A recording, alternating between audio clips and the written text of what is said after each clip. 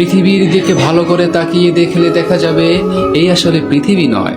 যার সবুজ শ্যামল রূপ দেখে তুমি মুগ্ধ হও তা স্রেফ এক মায়াবী পর্দা, এক বিশাল বিভ্রান্তি।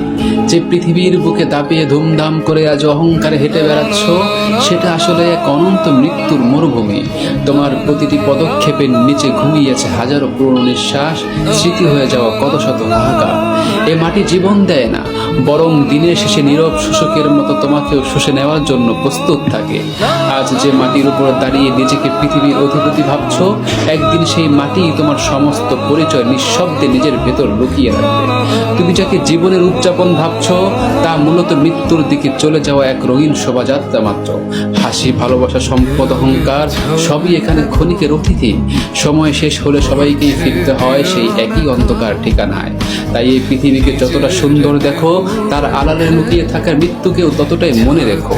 কারণ আমরা কেউই এখানে স্থায়ী নই, আমরা শুধু মৃত্যুর মরুভূমির উপর কিছুদিনের জন্য হাঁটতে আসা পথিক।